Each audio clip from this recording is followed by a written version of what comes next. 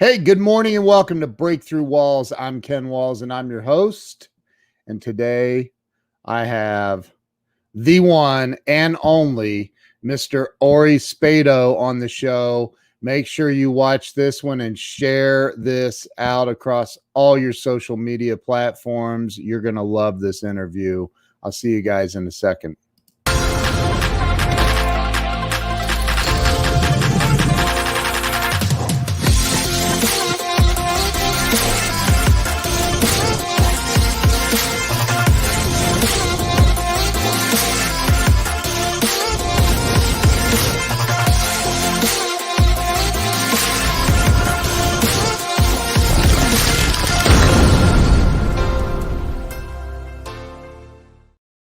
And we're back. Let me bring Ori on the show.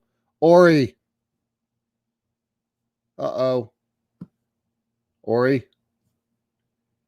I think there he is. Can you hear me? Yeah. Yeah. Is this on my end? This is happening? I think so. It's all right. We're here. We're here. All right. We got you here. We got you here. So Ori, and just so everybody knows, we may have a technical hiccup here or there. That's all right. We'll get through it. So Ori, you know, I started this show. It's been over 3 years ago, and it was really to help people get unstuck in life. And I think we all go through those ups and downs, those challenges in life, and can't figure out how to get through it. And your life's been a walk in the park, though, right? You know, yeah, for me, it's been a walk in the park. I don't know. I think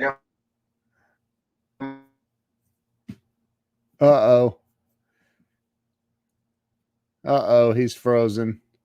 Ori, you're frozen. it's amazing the things I've done in my life and how I did them and so forth. And I'm still here to talk about.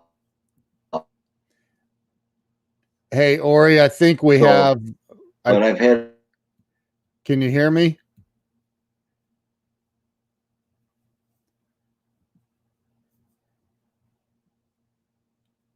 Ori? Oh, we may have to oh, there you are. Okay. Do you want to whoops. And his internet just died. We're going to have to try. Hang on. Let me text him real fast. Try from your phone. I sent him a text message. Let's see if we can get him back on here. We'll just do it through his phone and pray that works okay. So stand by. Just have a little technical. He's out in Hollywood, and I think the internet is not cooperating with him this morning. So give me just a second, and let's see what happens here. I just texted him. Let's see if he's gonna jump on. He just read it. Let's see. So how's everybody doing this morning? There he is. He's coming in from his phone, coming in hot. There he is. Okay. There we are. Got it. Boy, that audio is even better on your phone. Yeah. Yeah. Well, hey, that's all right. That's what this show's about. You have issues, and you recover. I got two computers. The Hewlett Packard, which is my older one, which StreamYard comes in. I got a Dell, and for some reason, I can't get on StreamYard with it. So my son's coming over here today to help me get on the new one. Well, tell him to go get you an Apple computer. That's what he says. That's what he uses. It's exact. I'm gonna have to do that. I'm telling you, it'll change your life. Yeah. Changed mine. Yeah. I just had so many issues with the daggone Windows machines, you know. But yeah, I might go out. How much they cost? well, it depends. I'm looking at replacing mine, and they have this thing called a Mac Mini, where all you have to have is a monitor, and it's this tiny little box, and they work beautifully, and they're only like somewhere between $700 and $900, depending on which one you get. Yeah, they're fantastic too. So, but anyway, so we're good now. We got you on your phone. If you get a phone call, if something happens where you get a phone call, it'll kick you off. You literally have to close the entire window and come back on, and it's crazy. So hopefully nobody calls you. Boy, let's hope. Okay. Don't call Ori right now, okay? So Ori, let's start out with you telling everybody where you were born and raised. And for the record, you're the very first person ever to smoke a cigarette on my show. I love it. Well, that's an honor then, coming from you, Ken. Thank you. I love it. I love it. Well, as everybody knows, I'm Ori Spado. I'm the author of the book, two-time best-selling, The Accidental Gangster. Yeah. I was born in upstate New York in a city called Rome, New York, which is about in the center of the state. I had a mom, dad, two brothers, three sisters. I had a good childhood. My father didn't make a lot of money, but was able to provide.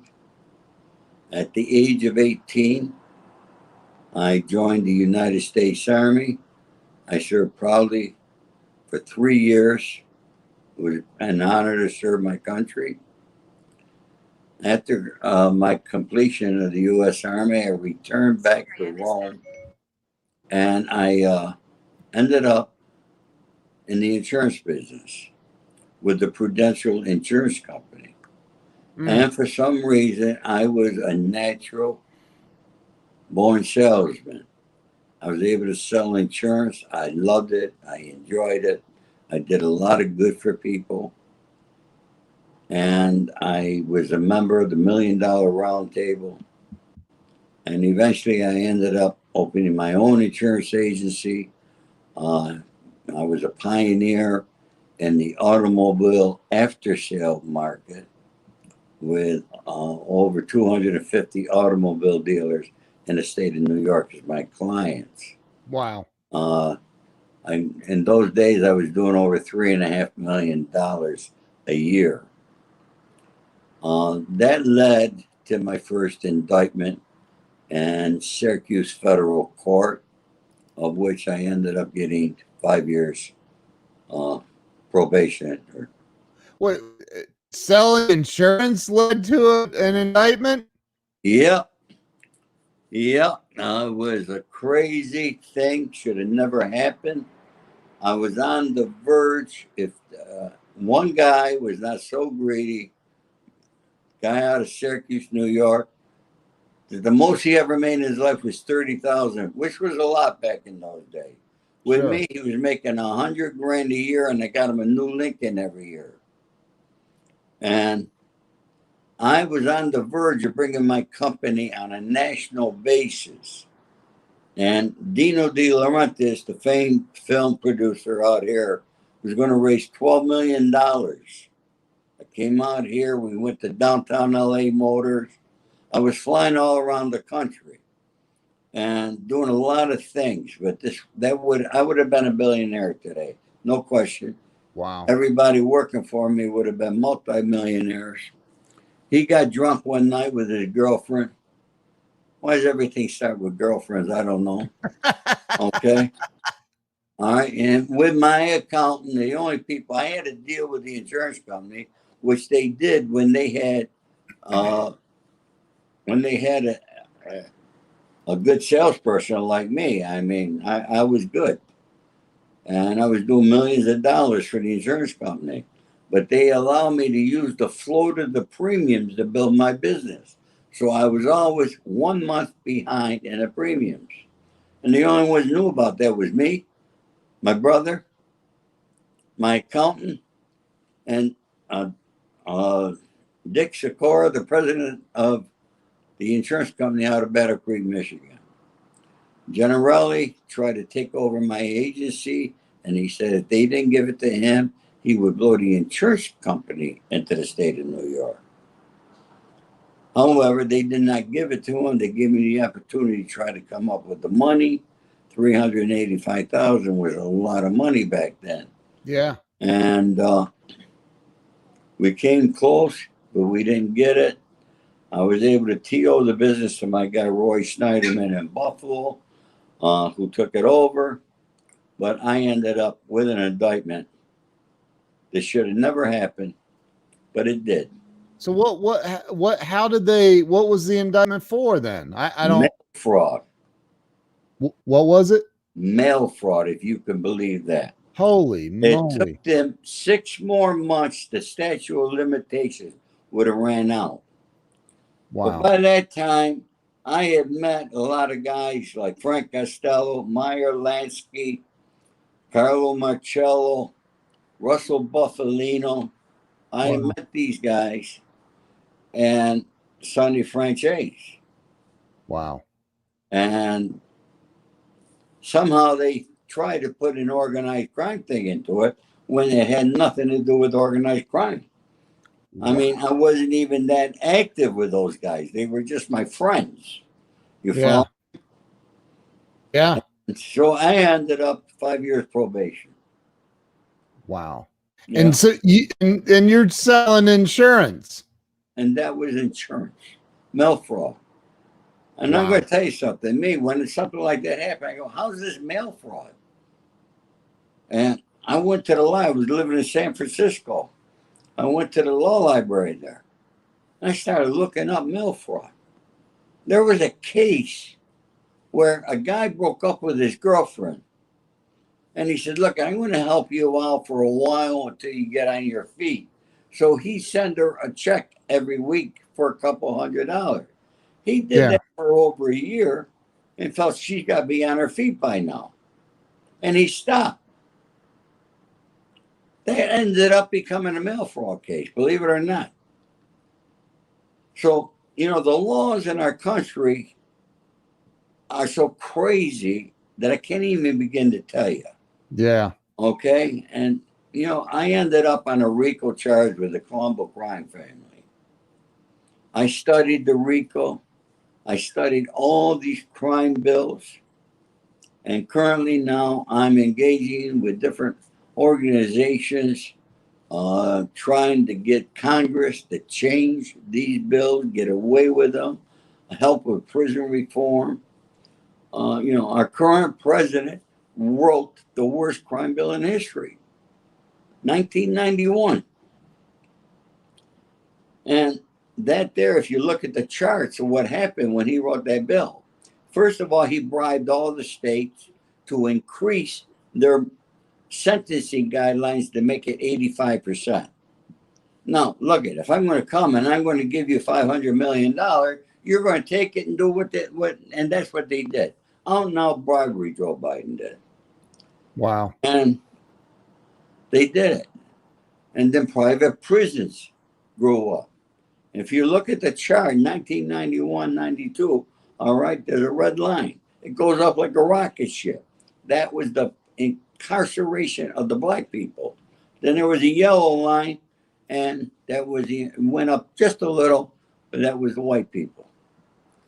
And, in the United States, we are 5% of the world's population, but yet we house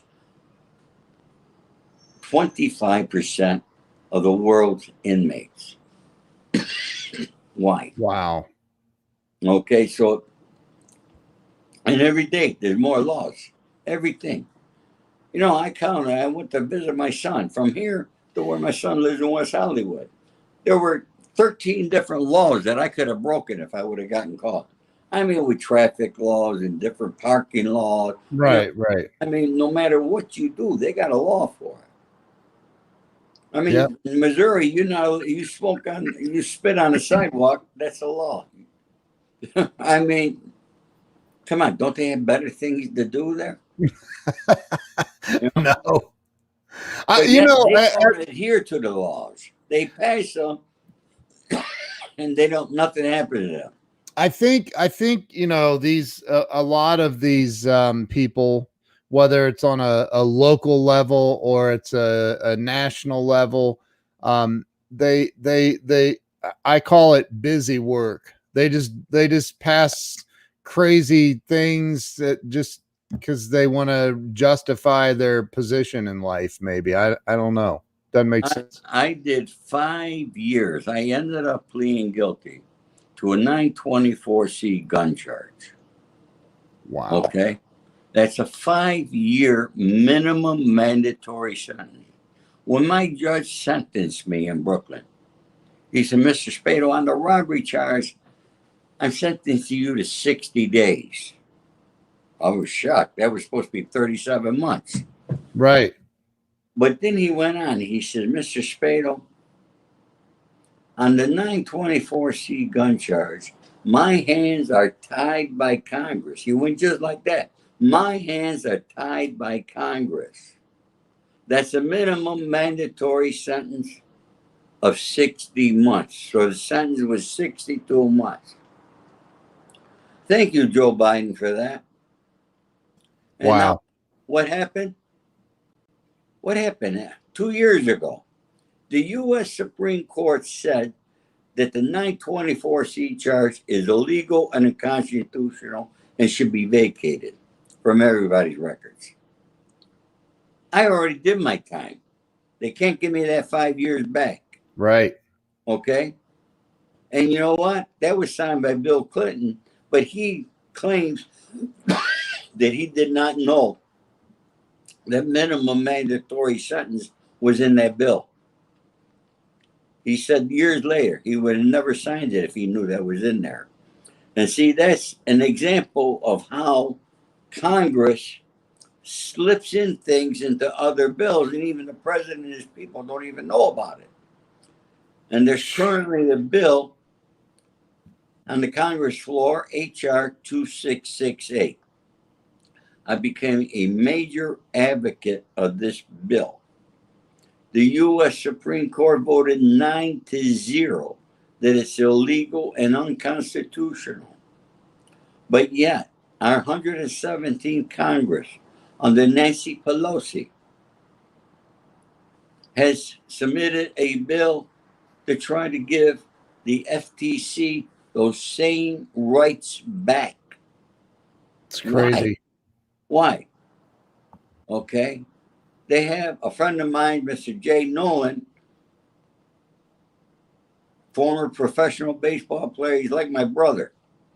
All right. A disgruntled employee started a thing with the FTC. They went in, closed them up, froze all his assets. Yep. Everybody's out of work. He's fighting this case. I think eventually we're going to win it. But yet they got all his money tied up. This guy can't open a bank account. He can't even use ATM. he's not even allowed to use his own fishing boat. Like His they've own got fishing boat. They wouldn't even allow him in to go get his son's fishing pole. It's crazy. Yeah. Okay. It's crazy. What is that? Is that because he's a black guy? I don't know. Yeah. But yet the FTC has collected over $16 billion in the last 2 years, of which only 1% went back to pay consumers. Where's that $15 billion? Yep. It's crazy. All right. But if Nancy Pelosi did it, a little slap on the head. Sorry. Yeah. Martha Stewart went to prison for what she did. But Nancy Pelosi and the other people, nothing happens to them for stock manipulation. It's crazy. Insider trading. So, I become a big advocate. And I think somewheres in my background, in my subconscious mind, it was meant to be. And if you read my book, The Accidental Gangster, okay, you will see that the last letter in there is to the U.S. House of Representatives. So this is something that's been on my mind, Yeah. but now that's become forefront in my mind. And this is the first thing, and I'm really fighting with this. I've been on the phone calling Congressman's office, Mitch McConnell's office, because this bill's got to be stopped. I'm responsible for over 2,000 letters and emails being written in opposition to this. So anybody out there, I need your help. I would really appreciate it if you contact your representative, particularly in the Republican Party, because we need them. We only need a few Democrats, okay, to overturn this and stop them in their tracks. Yeah. Folks, if you want to be free in this country, then by all means, write them now. And they're trying to push that through big time. And I think you can go to stop House Bill 2668.com, right? Yeah, stop HR Bill 2668. Or you can go to my Instagram, my Facebook, or LinkedIn, or Twitter. I posted it up there. It's very simple. Go up, hit the button, and bring you right to your House of Representatives or whatever. But I strongly urge, let's forget about writing your local representative. Let's write directly to Mitch McConnell. Yeah. And there's another thing. There's a Judge Lanza out of Arizona. Now, Judge Lanza, when the FTC went to him, he said, I do not see anything here. I don't see any evidence that I should put a restraining order on this company. Yeah. He saw no reason, but yet somehow the FTC convinced him. And then, ironically, the receiver in the case, her and the judge have been close friends.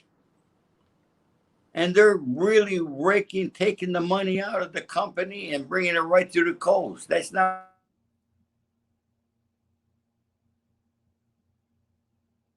Uh-oh. Hold it. Are you back? Yeah. Okay, there we go. Yeah. So the judge and the receiver that he put in, but that's going to be changed. We had a Zoom call yesterday. Things are looking positive with the Ninth Circuit Court of Appeals. Now I'm going to have another conversation with Jay's lawyer today. Yeah. And, this has become a thing that from morning to night, I'm working on this.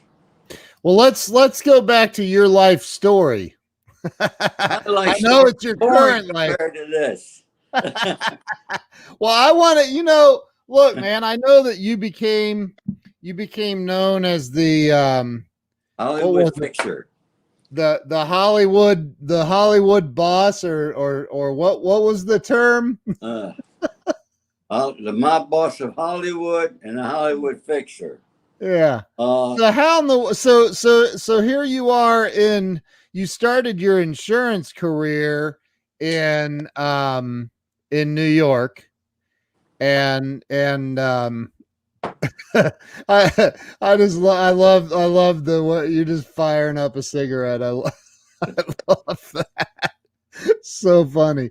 So but you start your career in insurance in New York. And were you in the city at that point, or were you still in upstate? I was upstate, but I maintained a suite at the Warwick Hotel, all right, for over 35 years. Wow. On 54th and 6th. Wow. I met Meyer Lansky because he used to have the suite above me. Wow. Yeah. And was it Prudential? You were with Prudential? No, that's when I had my own agency. Got it. Okay. Yeah. So you how did you end up going from New York to Hollywood? It's always been, since if you grew up in upstate New York, you were lucky to see the sun 1 month out of the year. Yeah, right. You Yeah, know, I'm in and Ohio. I get it. dreary weather, and you know, and when I was stationed in the army, I was stationed in Hawaii, and I know I did not want the East Coast again. However, I stayed there for a long time, and but I love it out here. And when I moved here over 40 years ago, it was totally different than it is now. It was a Yeah. great place to live in. We didn't have all these laws. All that began to change after Bill Clinton, and we became a blue state here in California. People don't realize that. We used to be a red state. Let me tell you what the laws are right now in Beverly Hills. It's illegal for me to smoke this cigarette right here in my own home. Are you serious? I'm dead serious. Oh my Dead god. serious. My manager knocks on my door. I smell smoke. I said, that's too bad. They don't pay my rent, but yet Wow. these, right? You cannot buy any tobacco products in Beverly Hills. Wow. None. One store alone, the Rite Aid drugstore, they used to pay the city of Beverly Hills $600,000 a year in taxes on tobacco products. Now they can't sell nothing. But Wow. in the state of California, marijuana is legal, except in Beverly Hills, California. Wow. And they wonder why the tourists don't want to come here anymore. It's crazy. I mean, and Reagan had it right when he said, government isn't the answer to your problems. Government is the problem. And Right. but we could go down a deep. So you ended up what you visited Beverly, or you visited Los Angeles when you were in New York, and you're like, man, I got to move here. Yeah, the first time I moved there was 1971 with my wife and my daughter. Wow. And that's where I got to know Dino De Laurentiis, Ross Serpi. And their offices used to be on Cannon Drive. And I was hanging around one day doing nothing. And they were talking about a problem they were having with an actor that was causing the film to go over budget because of all the problems he was giving the director. And they were pulling their hair out. And I don't know, I just said, I'll go handle it. They said, how? I said, I'll handle it. Don't worry. And I went over to where they were filming on the set. I got a hold of the actor. I brought him into his trailer, sat him down. I had a nice talk with him. I convinced what he was doing was wrong, and that he's the actor and the other guy's the director. I said, you do the acting, he does the directing. He understood me. I remedied the situation. And then word went out from that to agents, lawyers, studios, and so forth. And I handled a lot of problems here in Hollywood. Uh, Wow. all kinds of problems from marital. You can't believe what the things were. I mean, for me, I believe I can get more done with my brain than I can with a gun. Yeah. And, but yet I got a gun charge. Yeah. Wow. Wow. So you were there, boy, 71. That would have been those were the good old days, probably back in. Oh my God, you wouldn't believe how great it was. 71 and right up until the 80s, mid 80s, this was a great place to be. Yeah. I mean, hey, I was younger, a lot of women, I had a lot of fun, I did a lot of things, I made a lot of money.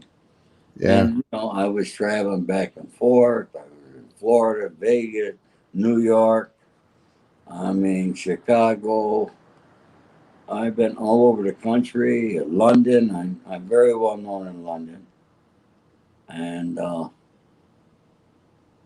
Wow. and I'd like to announce that currently there is a great screenplay that was written about me. The first,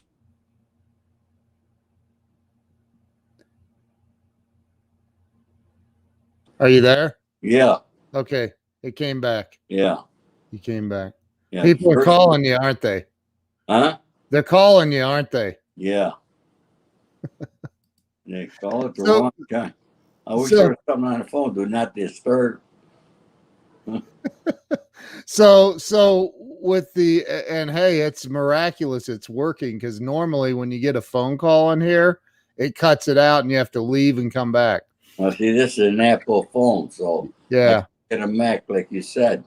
It'll change your life, man. It's there's a little bit of a learning curve. It operates a little bit different, but not too bad. So so in Hollywood, when somebody was having a problem, somebody else might say, "Hey, I got a guy," and you were that guy. Yeah, yeah. You know, a I got lot a of guy people that can refer handle to this. me as the real Ray Donovan. Wow. Yeah, and you know what's really funny? What's that young actor's name? Plays with. Uh, he's in the Ray Donovan show. He plays John Voight's son. Oh man, his name just slipped my head. I know it well. I casted a film with Jack Gilardi, famed legendary agent in ICM, for a Wow. young guy, and we had him in the film. We had a dinner at Boa up on Sunset Boulevard with the cast, and he came in from Connecticut. And the first person he asked for was me, and he asked for me, and he said all his friends go in Connecticut said come to see Ori. Uh, give him all his respect. And anyways, I introduced him to the director. He's sitting down. Man, why is my name going blank with his name? And then I looked at him. I said, hey, I'm a little upset with you guys, with Ray Donovan. And he said, why? Why, sir? I said, because you guys actually did some scenes. You glamorized it for TV that I actually did. Oh, sir, I'm sorry. I said, yeah, I'm upset that they didn't call me and pay me to be a consultant on it. Yeah. And it's funny, I run into John Voight 2, 3 times a week over here on Beverly Drive. Wow. So you know John. Yeah. Wow. Did you ever meet Frank Sinatra? Yes, several times. Did you really? Yeah. Frank was a great guy. Yeah. We got along well. I met him down in Palm Springs the first time on an occasion. And then Frank, he gave the money to Matty Mateo to open the restaurant on Westwood Boulevard. Wow. Owned half of it, never took nothing. All right, and it became a very successful business, and it was the place to go on Sunday nights. Frank actually one day just said, Matty, this is all yours, and gave him all the stock. They grew up together in Hoboken. How about Dean? Did you ever meet Dean, I used Dean to be with Martin? Dean at La Familia. Yes, lot of.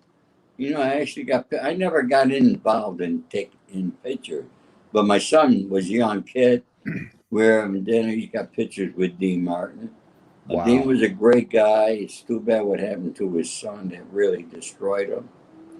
Yeah. Milton Berle, I was at his home down in Newport Beach for a Gee. Christmas party. Uh, I can go on and on. I met a lot of them. I dated a lot of actresses Wow. that people are well known with. And yeah, Hollywood was really something in those days. It's a great place. I got people that tell me they want me to run for Congress. Would you believe that? Yeah. And guess what I tell them? I said, well, it's not a bad idea, but do I really have to go to Washington in the wintertime? So we'll see. Hey, somebody wants to know if you ever met Jimmy Hoffa. Never. Never. That's My funny. father did. Wow. Wow. No, that's cool.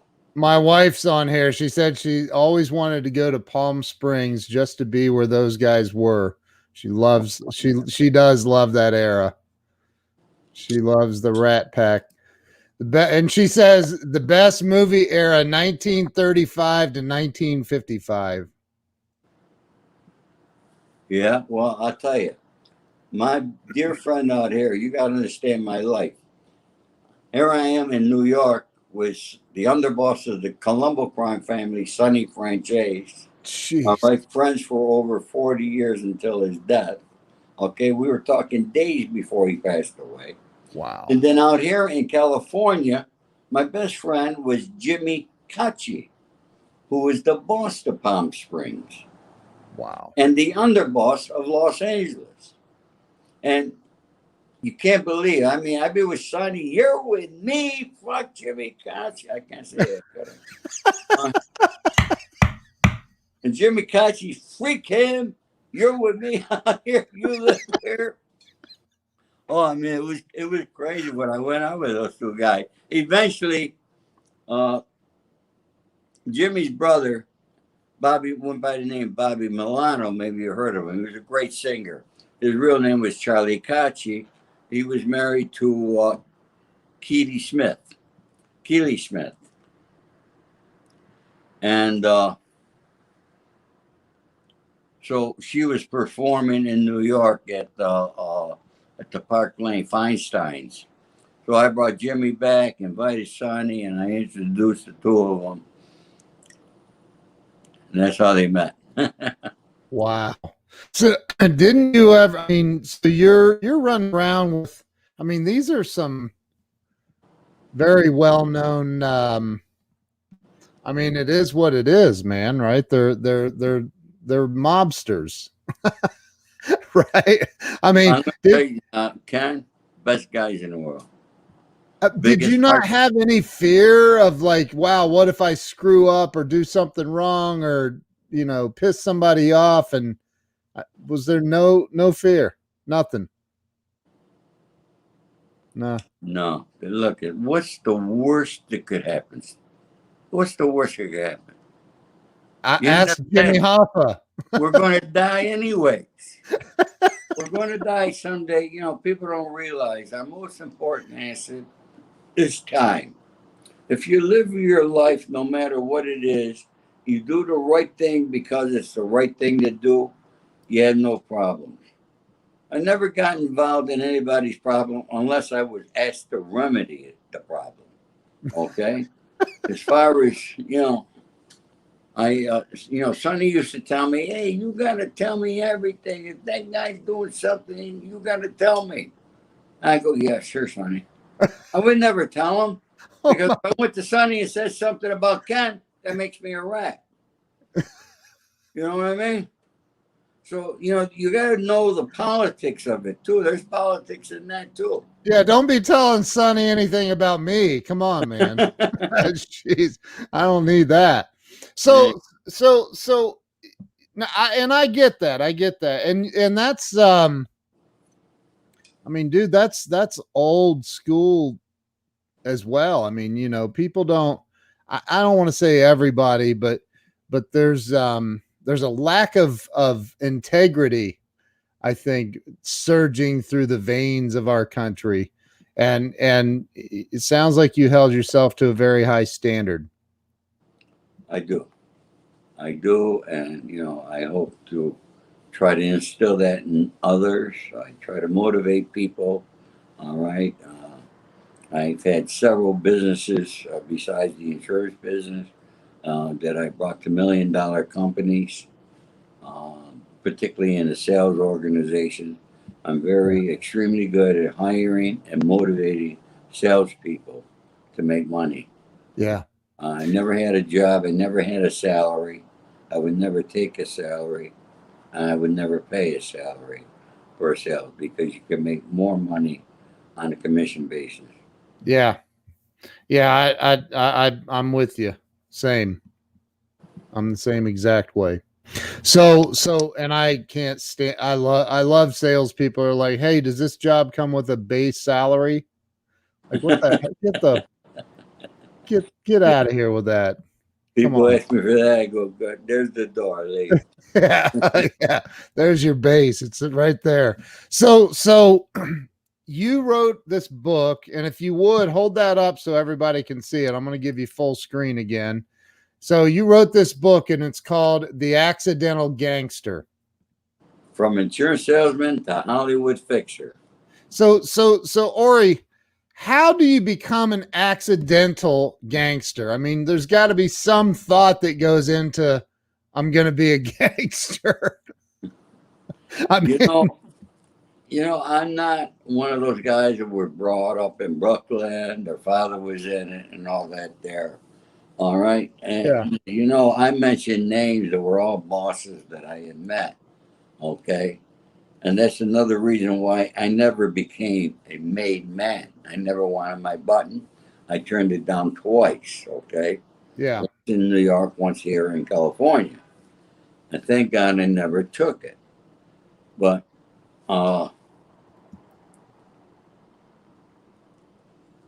And I, are you're Italian? I was in prison. I'm an avid reader.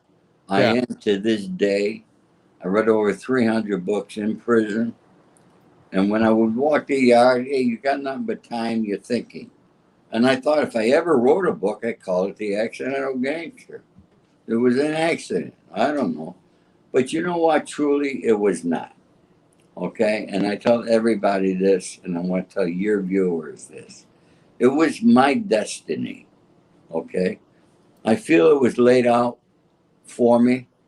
I lived it. I own it. I take full responsibility for everything that I have done, good, bad, and the ugly. All right. Nobody owns it. I do it. I'm the one responsible. And I feel all this here is led up to what I'm doing today, where, I'm concerned. I'm now, the Los Angeles Tribune calls me from gangster to humanitarian. Wow. I'm doing things. I'm working. Actually, I think tomorrow night I got a virtual thing, casino night where people could play poker with me. It's for uh, Feed the Hungry, food finders out of Long Beach, California. They've been there for over 30 years. So I'm happy to be a voice for them. Uh, I believe in helping the underdog, and we have a lot of underdogs and things happen in this country. I'm working with prison reform groups. Uh, like I mentioned before, Joe Biden wrote the worst crime bill. I haven't heard him say one peep about how he's going to change anything he did. And thus far, the only person that has done a little bit to change that was Donald Trump. So, we need to go a lot more further in the reform of, because we got the highest recidivism in this country. They don't want people to come out of prison and be good people. They want you to violate to go back because you're only a dollar sign to them. And it's unlike any other country. And we're supposed to be, everybody says land of the free. I don't. I say we are the home of the brave. But we are not free like they say we are. Yeah. Okay? We got to get that freedom back. And I feel that all of us together, if everybody reached out, joined hands, we united together, we can change this world, change this country to be a better place for everybody. Amen. I agree with you. I agree. So when, first off, when did the book come out? How long ago? This current book came out last November. Okay. All right, been out since November. Came out during the COVID, and we're currently just now getting into it. Be in bookstores, Barnes and Noble, another place. The COVID put everything behind. Yeah. Yeah. But people could purchase it off of my website. If they purchase my book off my website, the accidentalgangster.com. Yep. Okay. I will autograph it free, and I also give them a free audio book. Somebody wants to know what kind of cigarettes you smoke. I smoke Winston 100 Gold. I used to smoke Marlboro. Yeah. Yeah. So and by the way, I don't know if you see it or not. I've got your website scrolling across the bottom there. So Good. Everybody can go over and my wife just typed it in, theaccidentalgangster.com. Looks like her phone auto corrected that though. So it's theaccidentalgangster.com, all one word there. But so Ori, what made you decide to write a book though? What I mean, and what all is in the book? Well, here's how it happened. Upon my release, I happen to be represented by the most prestigious entertainment law firm in Hollywood. And here I am. I'm not an actor. I'm not a producer. I'm not a director. Okay, but they represent Ori Spado. So you have to go figure that one out. Okay. But I've been around this town for a long time. Yeah. And upon my release of prison, people were coming to me, wanting to do a reality show, this and that. And I had dinner with my attorney at the Four Seasons Hotel. And I don't know why I'm telling. I said, these people want me to do this. You know, I know the people in Hollywood. Yeah. You know, I know who's who and who's not, you know. And, you know, I'm not too much into the BS of things. And he looked at me, he says, Ori, you got to write a book. I know your story. You write a book, we'll get a movie made. I said, George, I never wrote a book. He said, find a co-writer. Well, all the writers I know in Hollywood are script writers. Writing a script and writing a book are two different things. Sure. But I was under very strict supervised release instructions to the point that, hey, I didn't even want to leave my house because I thought they'd be out my door to violate me, you know? So I thought about it. I said, there's a beginning, a middle, and an end. And I just sat down at the computer and started banging it out. Yeah. And thus we have the book, The Accidental Gangster. And so what's somebody going to learn from the book? Well, they're going to learn, more importantly, all right, number one, in my book, I say, if I could help one young man from getting involved in a life of crime, then it was well worth writing my book. I've helped several, even people as far away as Ireland. Okay. Wow. So, you know, I've been mentoring some guys and, you know, they write me now how good they're doing and so forth. So those are the positive things of it. Yeah. The other thing is I'm very big into Napoleon Hill, Think and Grow Rich. Yeah. I taught it to my children, all the sayings, what the mind can conceive and believe you can achieve, persistence work. So there's a lot of information to help people get in the right mindset to be successful.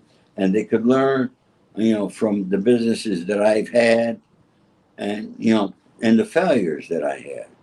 Okay. So it's a really good, it should be a motivational book. It's more designed after that there than really a gangster. There's gangster stuff in there for those who want to know. Okay, my affiliation and how I know the different people that I mentioned earlier. And there's so much more that's not even in the book. Yeah. That will be coming out in the film that's in the current process of being developed. And at 11 o'clock, I got a Zoom call with famed Director, writer George Gallo, uh, David Steinhock, and my son. All right. We got the first draft. It's really a great. For a first draft, it's excellent. Wow. And so now Nick Pileggi's in the process of reading it as well. And it's really good. And this writer, he did the right thing. He spent countless of hours with me. And so he was able to extract from me things that are not in the book. Okay. Yeah, he did a great job. So What's the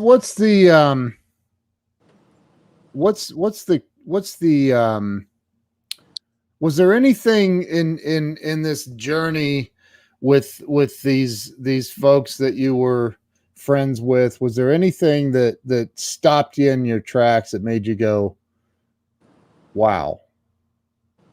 There had to be things that you were like that just happened, good or bad. I'm blessed that Jimmy Kachi was my friend out here. We made a lot of money together, Jimmy and I. On the East Coast is Sonny Franzese. And thank God I was not living in New York. Because when I went back to New York about once a month, and I always, had a suite at the Warwick Hotel, like I said. And Sonny would always stay with me. All right. And you'd spend a week with Sonny, and if you only went to 15 restaurants in a day, that was a light day. All right. If you only had 15 meetings, that was a light day for Sonny. Wow. Okay. This guy could move, trust me. And so I met a lot of people. Most I can't even remember their names. A lot of people remember me. I get called, hey, remember me? Yeah, I go, yeah, I really don't. Okay. Yeah. I mean, it was a fast life. You live a fast life. Uh, in my opinion, these guys that I knew, okay, we're basically we're good guys. We got good hearts, and we help other people out. We're always for the underdog, and so we've done a lot of great things that people don't know about. And we make a score, and it's the widow down the street, raising children, can't pay her rent, food. We're there, and we don't ask for nothing back. Right. Okay, Right. people don't know those kind of things.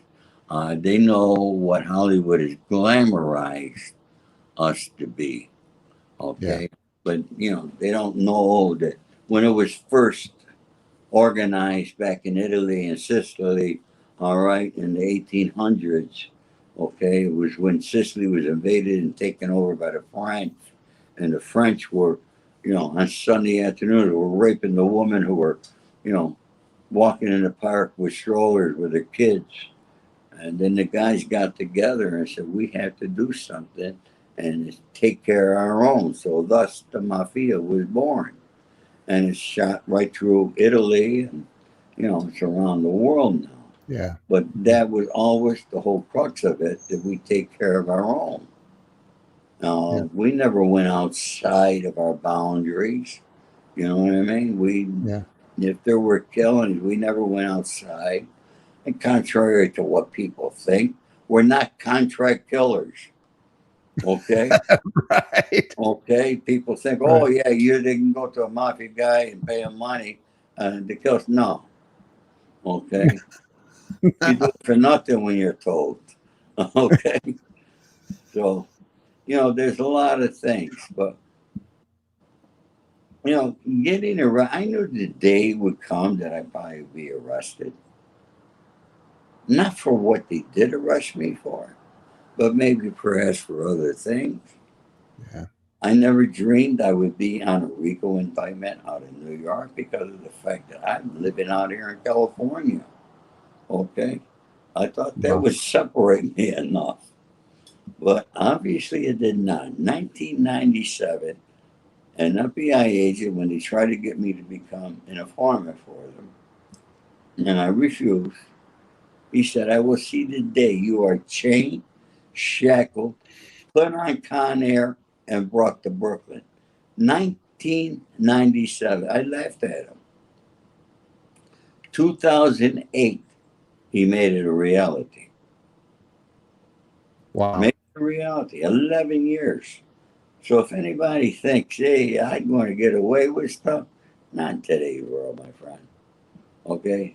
They got all the money in the world. They got all the time in the world. And they got the best equipment in the world. Okay? I seen pictures when I was fighting my case in Brooklyn. My attorney from the discovery. I mean, they had pictures of me coming out of Lowry's. I was all dressed up. I said, holy shit. They were great pictures, I got to tell you. Okay. I mean, seriously, they were. Okay. And the information and stuff they had on me, I mean, Christ. Okay. So you can't, you know. And you know where they don't wire a guy up like you see on TV and put a wire. No, it's right inside a guy's watch or it could be in his eye. You don't know where it's going to be. Okay. You're never going to find it. And today, people from New York call me. There are so many informants on the streets right now back there in Bensonhurst, Red Hook, and so forth. They're recording each other. That's how many Wow. informers there are. And Wow. people are informant today, and they're living right in the neighborhood like it was nothing. They go, you know, they don't move. They're not going on the WITSEC program like they used to. Wow. So it's a whole different world. Yeah. What do you let me ask you this? I always ask this question. What do you think in your opinion? Now the number one answer to this question is fear. So you have to do better. but what do you think holds people back in life from experiencing real financial success and happiness, like real happiness, freedom? Okay, well, it's a very good question, Ken. Okay, to achieve real financial success, you got to have the proper mindset. You got to take action. You got to hustle. You got to hustle every day. You got to remember something. If you want real financial success, it's got to be on something that you're building or doing yourself. And there's going to be a sacrifice. That's the biggest element of it that most people are afraid. They're afraid to sacrifice. You might have to go on the road. You're going to be away from your wife and children for a couple of days. A lot of people do not want to sacrifice that. There's different sacrifices. When I started my insurance agency on my own, I began in the cellar of my home with a little desk right next to a washer and dryer. And I had my Ford that I had was repossessed. I had to take my wife's old 1965 Chevrolet and I would drive city to city back in New York. And I would park my car 2 blocks away from the new car dealers that I'm trying to go sell them my program so they wouldn't see the car I was driving. So you got to act successful. Yeah. Success attracts success. Yep. Yep. I hope Mindset. Huh? It's mindset. It's mine. Everything begins here. You know, we talk about computers. All right. Yeah. Your brain will hold more than any computer they make today. Amen. More information. And I think, you bring up a really good point because the movie, I think in 2007 or 6 or somewhere, that movie, The Secret, came out and it's, about the law of attraction. It all starts with our thoughts. But something I feel like they didn't spend enough time on is the work ethic that goes behind that. Like, you've got to work. You said it. You have to hustle every single day. You have to hustle. You have to bust your ass out here to make something happen. That's right. You know, there was a time, and you know, when COVID and all this stuff hit, and the suicide rates went skyrocketed through the roof. And there was a time when you know, my wife and I opened up our very first office, and had a handful of employees, and they were all getting paid. And an employee, big guy, worked for me, comes walking in my office. He says, "Hey, boss, there's a guy out in the parking lot looking in the windows of your car, your SUV." I said, "Dude, you're bigger than I am. Tell him to get the hell out of here." He goes, "Well, he's got it blocked with his tow truck." I was like, you ever try to talk the repo man out of taking your car? It's a humiliating experience. And you know, I can remember though, in that moment, Ori, I remember thinking, life sucks. It's not ever going to get any better. How could I go any lower than this? This is horrible. And you know, there are a lot of people, man, that get to that place and they take their lives, or they, you know, they feel stuck, like they can't, it's never going to get any better. What do you say to somebody that may be watching or listening to this, that they're going through that right now? Maybe their car just got repoed, the electric's getting shut off tomorrow, that, you know, everything's hitting the fan and they don't know which way is up. What do you say to them? I say you better, first of all, sit down. All right, take a breather, change your mindset. You got to be grateful for what you have. Don't think about what you don't have. Be grateful. You know, my son taught me this when I got out of prison. He said, "Pops, you got us kids, you got your grandkids. Be grateful for those things." Because I thought when I got out of prison, everybody's going to be coming and bringing me big envelopes full of cash. It didn't happen. Yeah. Okay, I was a little bit bitter. All right, I wanted to get back out. Okay, I didn't do it. Everything's in here, folks. And you know, you what the mind can't conceive and believe, you can achieve. But you got to get it in your head, and you got to do something that you love doing. And you know, different people love different things. Some people love digging holes. All right, and other people love selling. Okay, it don't make a difference what it is you do. But if you love what you're doing, you're going to be successful. And you have to find that there. In today's world, people take jobs only because of the fact that take the job. Yeah. They'll make $8, $10, $15 an hour. I don't know what the wages are today. Okay. And they get stuck in a, and they're just stuck there. And they end up there for life.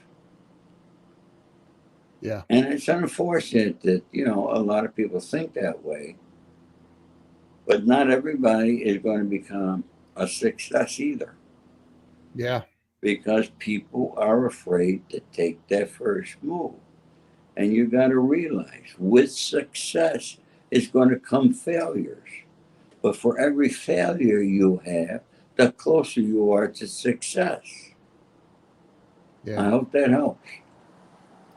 It's incredible, man. It's incredible. And another thing is, read books. Read books that'll change your life. Like, start with The Accidental Gangster, and go to theaccidentalgangster.com and get a copy of the book, or he's going to sign it for you, and you get a free audio. Or do you read the audio version? Is it you? No, unfortunately, it is not me at this time. Gotcha. I would have taken me too long to do it, to Yeah. be in the studio and so forth. Yeah. Yeah. I get it. You know, I'm 76 years old. All right. At 5 a.m. this morning, I was on the phone with the director who just finished reading the script. Wow. Okay. Now, Wow. I will work until at least 10 p.m. this evening, and I'm 76 years old. Okay. It's amazing. Doing I'm doing making phone calls, writing letters, getting in touch with people that I know, that get me in touch with other people. All right, to get me on the floor of the Congress along with our lawyer, Mr. Nolan, all right, because there's going to be an FTC hearing with the Congress. And we want to be there. We want to voice our opinion. All right. We cannot let this thing happen. We cannot allow Nancy Pelosi. And what I'm afraid of here, Ken, okay, I'm afraid that with this infrastructure bill that might get passed because it's a huge bill. And, you know, people don't understand. All people see is infrastructure. They turn out these, oh, yeah, they're going to build bridges, make highways better. All right, they're going to do all these good things. No, folks. All right, if that was the only case, if it was dedicated to only the infrastructure, that bill would have been passed by both parties by now. Okay, no question. Yeah. Okay, the reason it takes so long and these bills is because of all the lard or pork or fat, whatever you want to call it, that they insert in these bills. Yep. Okay. Every congressman, every senator wants a little something. Okay.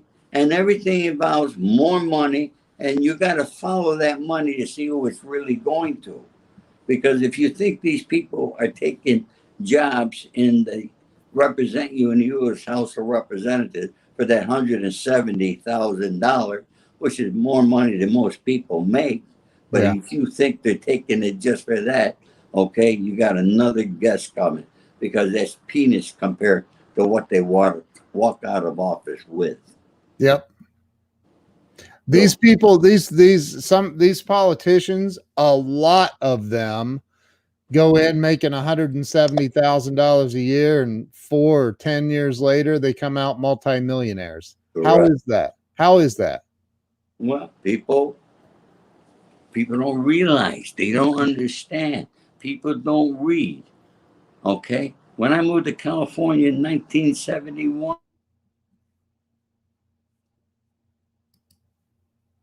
you there? 1971, California was one of the top states on education in the country. Yeah. Today, we're close to the bottom.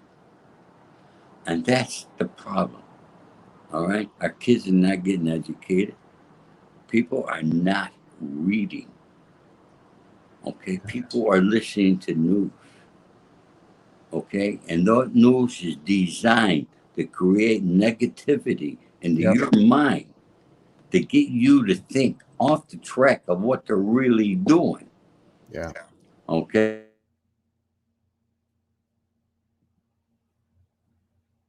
Yep. There you go. Yeah. So somebody's really trying to get a hold of you. That's Jody Bear, my you know Jody Bear. I know Jody well. Yeah, she's Yeah. awesome. Yeah, Jody's awesome. You're right, man. I agree with you. And Ori, I think you are a fantastic human being, man. You're a good dude, and I'm very, very grateful that you came on and invested the time with us. And I didn't say it earlier, but thank you for your service to this country as well. Thank you. You know, and my pleasure. You're a good man. Everybody needs to go to the accidentalgangster.com. I'm probably going to be able to convince Ori to jump on an Amazon live with me as well. We'll sell your book on Amazon. So,